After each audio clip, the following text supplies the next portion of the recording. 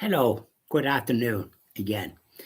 Mind you, it was a cold day today. I was out for a walk earlier, um, just to sort of, you have to get a bit of fresh air and so on and so forth. But I was down to town, I got a birthday card for a friend, sent it off. And I had a walk, but I normally, when I'm walking, I just not walking. And I said the rosary on the walk and the Chaplet of Mercy. And so it was cool enough, and I had to wear my overcoat. Can you beat that? 27th of April. Breeze out there. I had to put on my overcoat and a scarf. Thank you very much. How's your father? Yes. Now, education. Hmm. So, education for the primary sector, that's young boys and girls going to school from the age of perhaps 4.5 or 5 to about 12 or 13, whatever age it is, and then they go to secondary school. But when they're in primary school, it used to be sort of the 3 R's: reading, arithmetic, and spelling, that type of thing. So as they could be able to sort of read the newspaper and so on and so forth, because sometimes children come from disturbed homes and they weren't able to concentrate, and they were often not able to read or write, yet they were in school. That's sad. But that was what primary, and then of course you had religion class where when you were making your first communion or confirmation, and that's what it was. And so your spiritual nature was taken care of, and there was no interference from the Department of Education. Matter of fact, it was in my time it was mostly.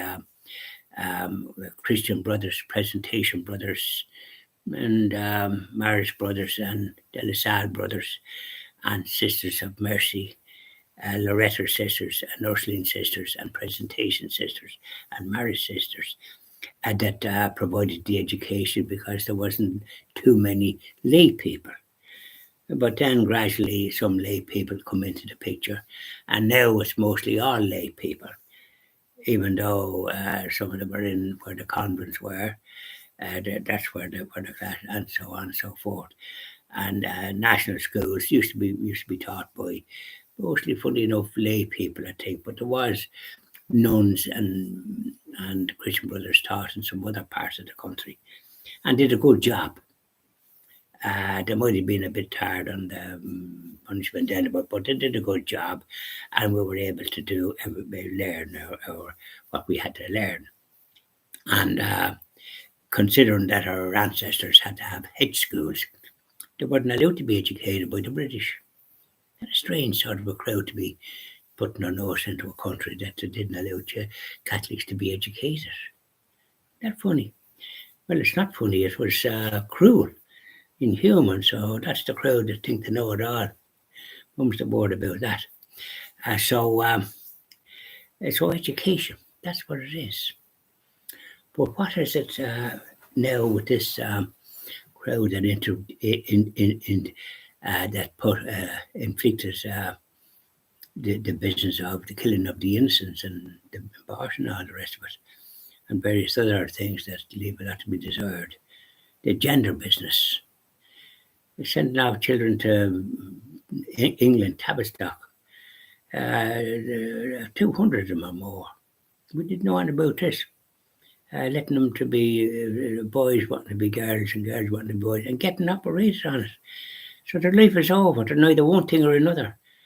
They're born male or female, but there's the evil, if you like, that's knocking about in the secular world and in governments. They're going to stray in the head. So that's what they're inflicting. But education. We've the present Minister for Education, a lady called Foley, and she wants to introduce sex education in primary schools from children from the age of 5 upwards, and in secondary schools. And the education is about matters that I won't even say because they're so disturbing. Sinful stuff. Stuff that even an adult would not going to consider if they were responsible and practicing their Catholic faith or Christian faith if they happen to be Protestants, assuming that they're practicing their faith and not living some other way that is not commensurate with that. But they're inflicting the sort of things on them and the homosexual thing and that the business of being a boy or a girl and a whole heap of other stuff. And there's objections from parents and all the concerned people to this minister, Messrs. Foley lady. But why does she want to do that? Why can I not respect the innocence? I mean, the education, just because they're giving grants to schools, I think, then they can think they can do what they like. They're already after inflicting various odds and ends. Don't forget that the university in Dublin, there was a very able president of that students' body, and Catholic and pro-life. And they got rid of her. She was lovely. And she got honoured in England by Lord Acton over there. He's a staunch Catholic in the House of Lords. He's a professor in the university as well. So he's wearing two hats, if you like, but she got honoured there. And the people, the pro secular agenda people in university college, this is what they're at. So they're gone astray in the head. Education is wasted on them, as far as I'm concerned. They've lost any faith that they might have been made their first Holy Communion, baptized, and all the rest of it. So this is what we're talking about, education. So this Department of Education has gone astray. And also the executive in the Irish National Teachers Organisation, the INTO, are supporting the like of that. Now, we know that in various jurisdictions, the communists, socialists, they're few in number, but they manage to get into positions of power.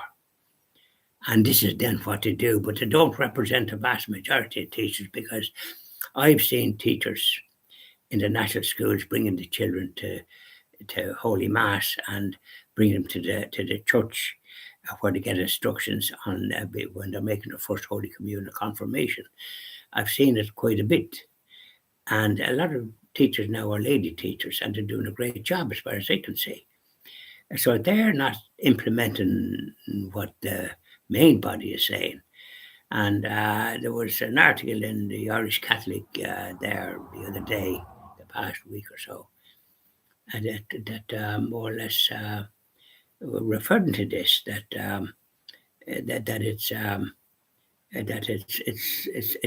it's not good. It's not. It's bad. I mean, it's up to the Catholic or Christian faith to deal with the spiritual welfare of children in the primary sector, in the primary when they're 5 to 12, and then in the secondary schools when they go there about 12, because I went to think it was about 12, perhaps 12 and a half. You know, you always had to take into account the half. So that's it.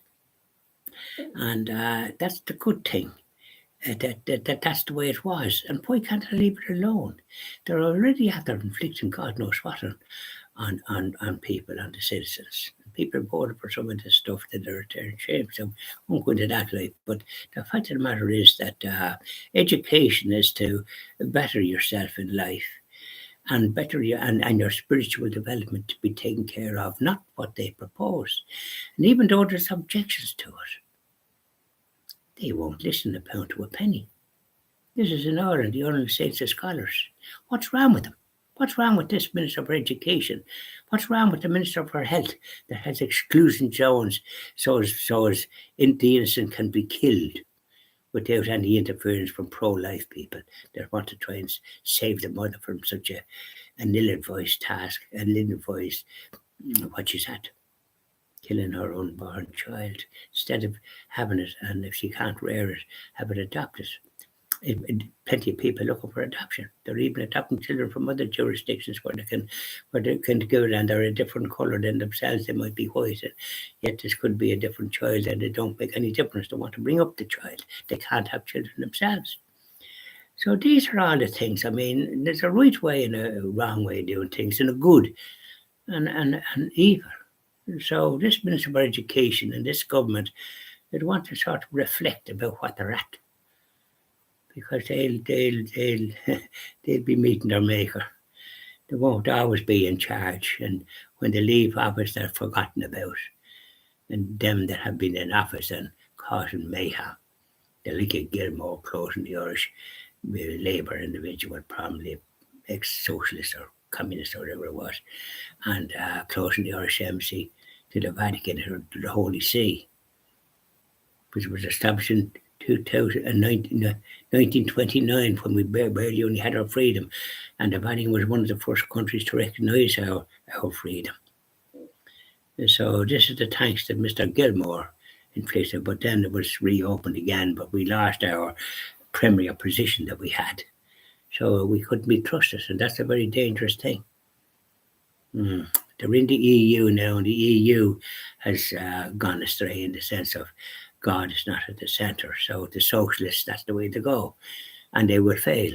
No question or doubt about it. You can't just do that kind of thing. So we're talking about education. So I'll leave you with that. And make your voices heard. Object to such behaviour by this so-called Minister for Education. I think another title might be more appropriate, but I won't say what it is. Okay, bye now. Say your prayers and have a good evening.